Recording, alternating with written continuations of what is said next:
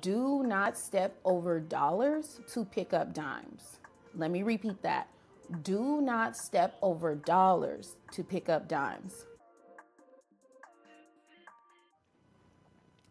Okay, y'all. So, did anybody else know that buying a house as an entrepreneur is lemon difficult?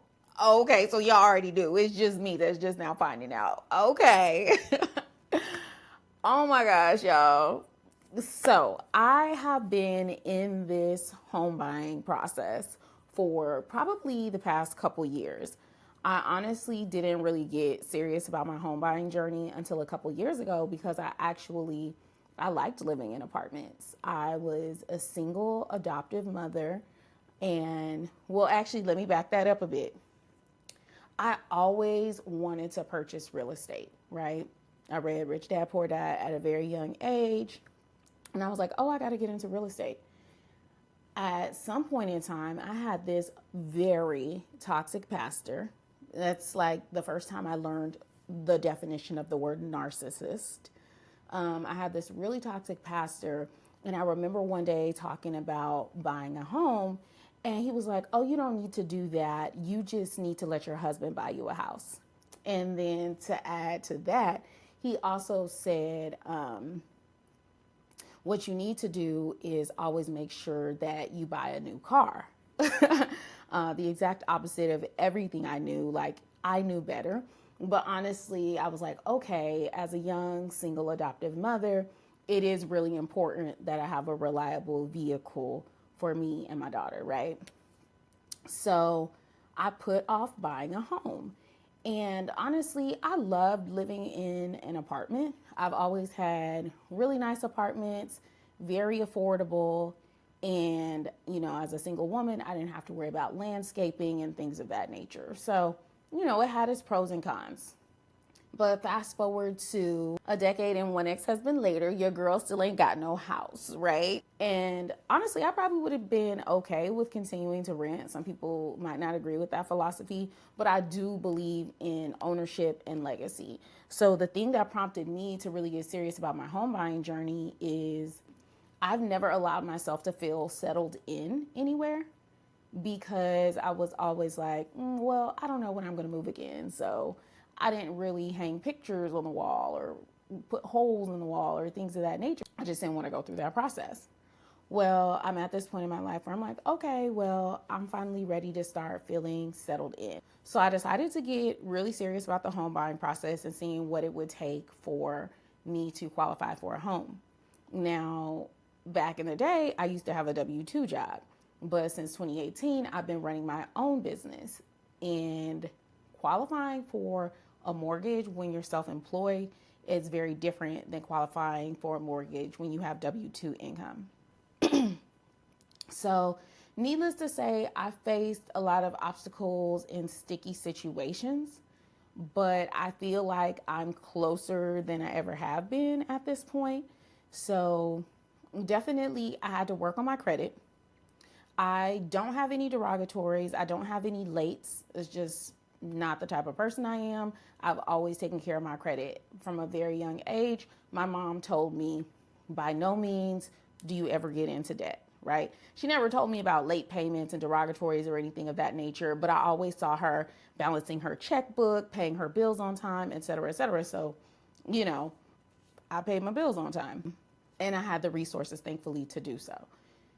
So my credit wasn't really challenged in the sense of derogatories and late payments, but it was challenged in the sense of I had a lot of debt, which I can talk about in another video. I had a lot of debt. I had, I think, 3 car notes. I had a lot of credit card debt, and I had my student loans and a personal loan. So I spent last year grinding, okay? Grinding to get my credit in order. Now, here's the tricky situation. One of my clients had asked me to work full time for them. This was a couple years ago. I said, you know what? I said no like 2 times. They came back to me the 3rd time. I said, you know what? Maybe this is a path I need to explore. And maybe this is something that God is sending me for such a time as this, for a season, right? But I got a little too comfortable there. I'll talk about that in another video.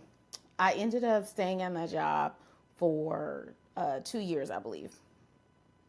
And it was amazing because I had that job while I was still running my business on the side. I'm aggressively paying down debt, paid off 2 car notes, paid down all the credit card bills, et cetera, et cetera.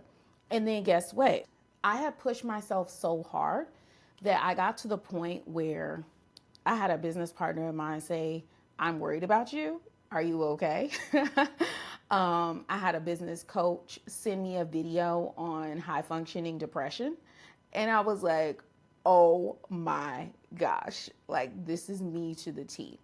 So I had to dial it back, went out on short-term disability from my job, running my business for a little bit on the side. And then, unexpected, my job eliminated my role, which is fine. You got to do what's best for your business, right? So while I'm out on short-term disability, my job eliminates my role. So while I've aggressively paid down debt, now my income is going to be called into question for qualifying for this home. It's no problem because I've been running my business since 2018, right? So I have the longevity in my business to be able to use that income to qualify for my mortgage. But this is the problem. I was planning on expensing a lot of things in my business and doing a more aggressive tax strategy so that I wouldn't necessarily have the super high income and owe a lot of taxes, right? Which was fine when I had my W-2 income. But when the W-2 income disappeared, and now I'm still in the middle of qualifying for this mortgage, they're now looking at, okay, we can't count any of that as income. The only thing we can count is your self-employment income, which meant, guess what? I had to claim 2 years of really high income in my business and therefore end up with a large tax bill. Or I had to choose to say, okay, well, I'm going to hold off on my dream of home ownership and, just wait another year so that I'm not claiming this high income while I was working this W-2 job plus my business income. Well, I decided I'm going to bite the bullet. I'm going to be a good American citizen and I'm going to pay Uncle Sam a little bit extra money on these taxes. Yes, I'm going to claim a high income and I'm going to help us get out of our multi-trillion-dollar budget deficit that we've been in for years. Yes, me unilaterally, I'm going to save the country. Okay, no, so not really, but I decided that that's what I'm going to do. I'm going to just bite the bullet and claim the high income. And then once I get into the home, I'll figure out things from there. Because let me tell you something that I learned a long time ago, and I carry this piece of advice with me everywhere, especially while I'm doing entrepreneurship. Do not step over dollars to pick up dimes. Let me repeat that. Do not step over dollars to pick up dimes.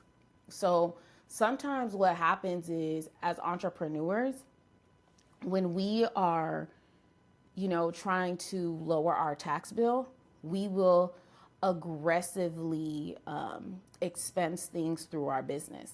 But what happens is that makes us look poor on paper, which is fine if you're not trying to qualify for anything. But if you're trying to qualify for a home loan or a car loan or anything of that nature, and you're making yourself look broke on paper, yeah, you might be saving a little bit on the tax side, but guess what? You're also making it a little bit more challenging for you to live the lifestyle that you want to live with the leverage that you want to have. So that's just really something to be mindful of in the entrepreneurial journey. If home ownership is something that is on the horizon for you someday, then make sure, or whatever type of loan you need to get, then just make sure you're thinking about that ahead of time, right?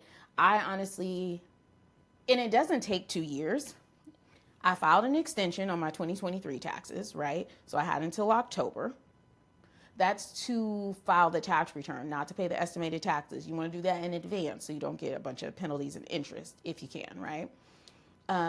So I had until October to file my 2023 tax return, and now it's January and I'm filing my 2024 tax return. So really, you can make that decision in October, November, December, January, in a 4-month time frame, right? The IRS is going to start accepting tax returns. Actually, I think they started accepting them yesterday, January 27th. So you can make decisions for 2 years worth of income in your business in 4 months. You just have to plan ahead, make sure you have a good team. Like, I'm in conversation with my tax accountant, I'm in conversation with my mortgage banker, and seeing how their underwriting team handles things, because every underwriting team handles things differently.